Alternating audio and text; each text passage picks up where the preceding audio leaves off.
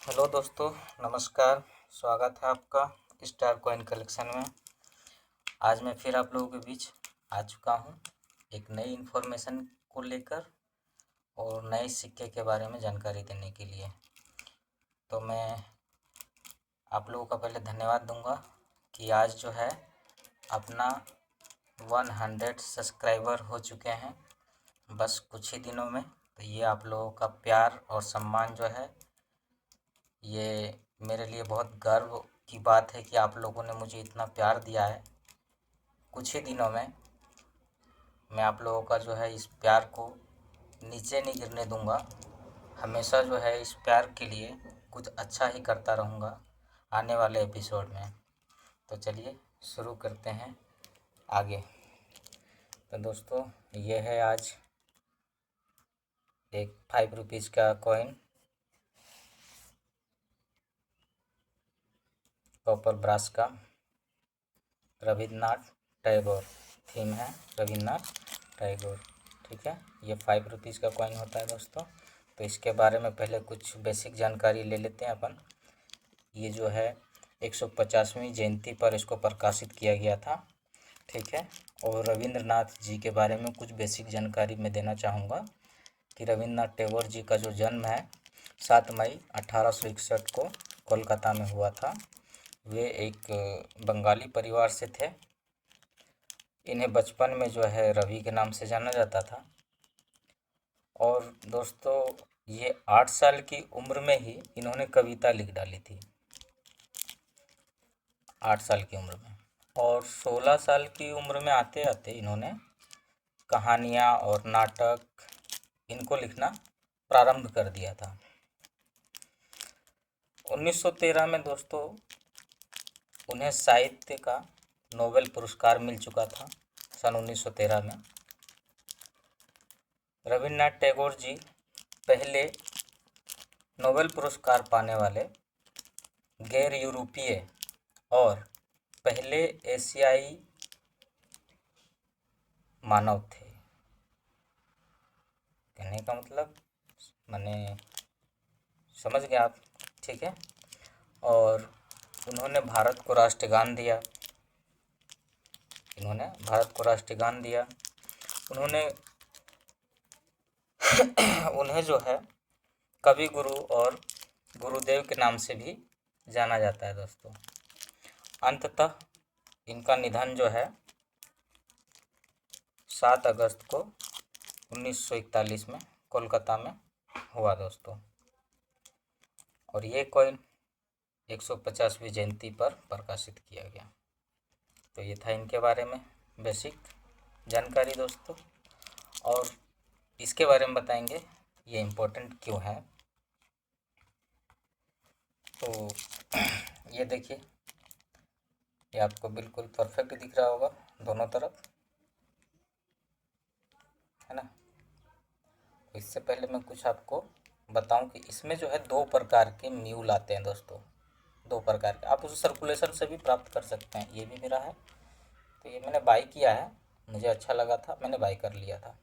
तो ये सर्कुलेशन से मिल जाते हैं, क्योंकि इसके लिए बेसिक नॉलेज की बहुत ज़रूरत है दोस्तों। क्योंकि ये कॉइन आते तो हैं हाथ में, मगर आप नहीं समझ पाओगे तो ये निकल भी जाते हैं, है ना दोस्तों। तो इसके बारे में हम लोग बेसिक लेंगे इन्फॉर्मेशन इस वीडियो के माध्यम से।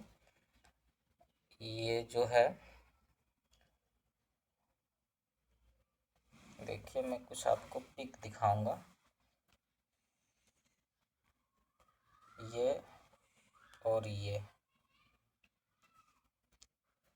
ठीक है।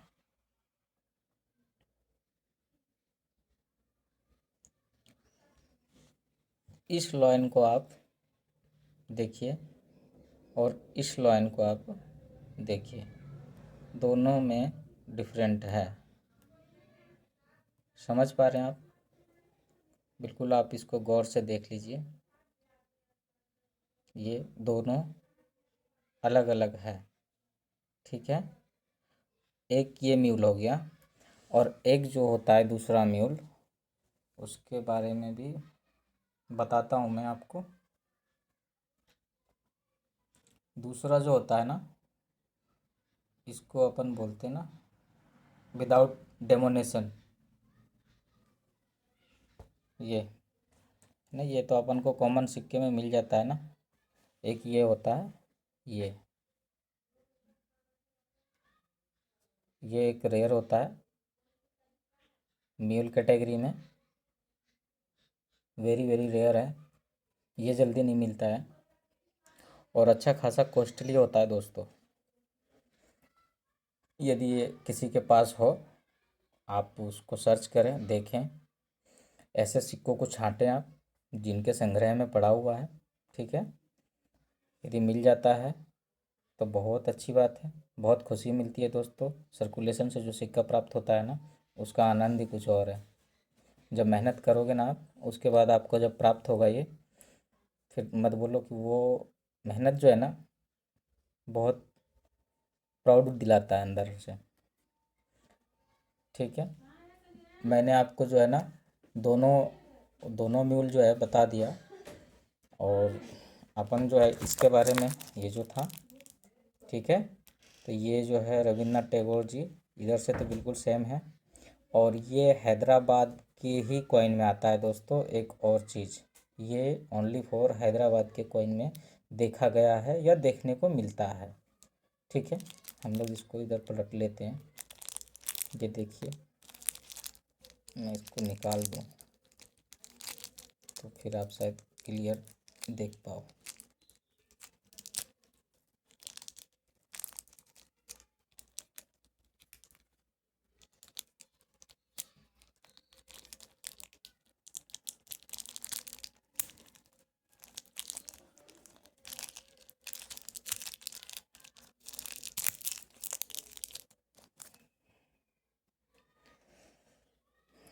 देखिए, ठीक है, ये दोनों हैदराबाद के ही कॉइन हैं। अपन इधर आते हैं, ये एक कॉइन है, दूसरा ये है। तो ये लाइन वैरायटी म्यूल है।